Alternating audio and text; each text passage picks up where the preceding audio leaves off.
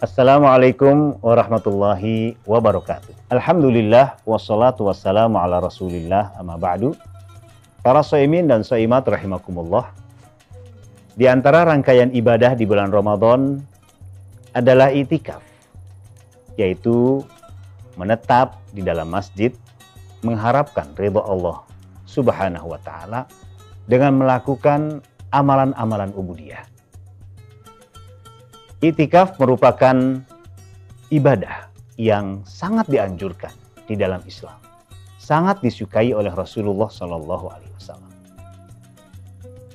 Sampai-sampai misalnya Imam Ahmad bin Hambal mengatakan tidak ada satupun dari ulama fikih yang tidak menganggap i'tikaf sebagai amalan sunnah. Subhanallah. Termasuk Imam Az-Zuhri.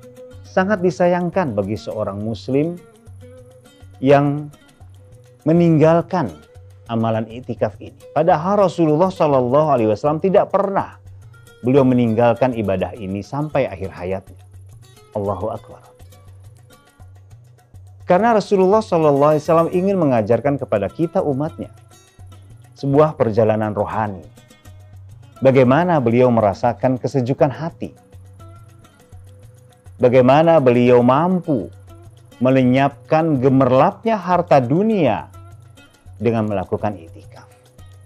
I'tikaf juga terbukti mampu menjaga diri dari godaan-godaan pergaulan dalam perjalanan hidupnya yang menjerumuskan. Rasulullah SAW mengkhususkan i'tikaf yang beliau lakukan pada 10 malam terakhir di bulan Ramadan. Karena Rasulullah SAW ya'takifu fil ashr al-awakhir min Ramadan. Sebagaimana Siti Aisyah radhiyallahu anha berkata, sesungguhnya Rasulullah SAW melakukan i'tikaf pada 10 malam terakhir. Demikian riwayat Ibnu Abbas.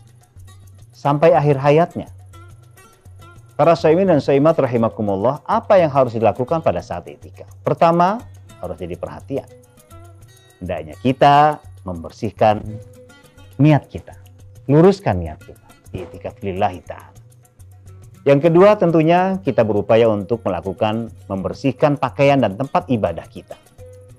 Disyaratkan ketika Rasulullah SAW i'tikaf, beliau menjulurkan atau mengeluarkan kepalanya ke bilik rumah Siti Aisyah yang sedang haid pada saat itu.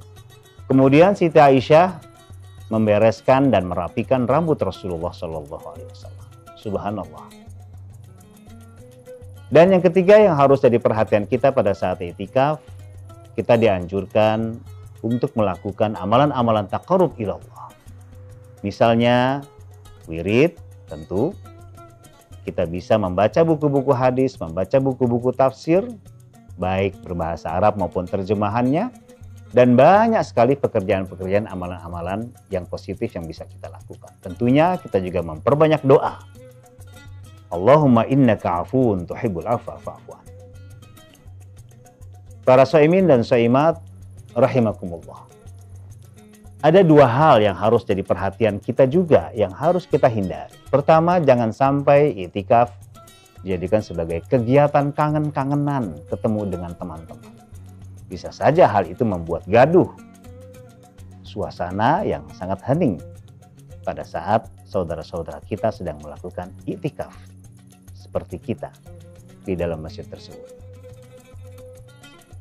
Yang kedua, hendaknya kita jangan sampai memaksakan diri untuk i'tikaf sementara kita meninggalkan kewajiban kita di kantor, tempat kerja kita. Jangan sampai kita meninggalkan yang wajib untuk melakukan yang sunnah. Dan ini pun tidak dibenarkan di dalam Islam. Silakan misalnya mengambil cuti dari tempat kerja, izin kepada atasannya, izin kepada direkturnya, izin kepada kepala bidangnya bahwa dia mau i'tikaf, ambil cuti. Dan jangan sampai pula ibadah i'tikaf yang kita lakukan mengganggu aktivitas kewajiban kita di kantor. Ya, misalnya semalaman dia tidak tidur, di kantor justru dia tidur. Jangan sampai mengganggu hal itu, karena pekerjaan kita adalah bagian daripada kewajiban kita sebagai seorang muslim. Mudah-mudahan Allah Subhanahu wa taala senantiasa memberikan kemudahan untuk kita bisa melakukan i'tikaf di bulan Ramadan, khususnya di 10 malam terakhir. Wallahul muwaffiq ila aqwamit thoriq. Wassalamualaikum warahmatullahi wabarakatuh.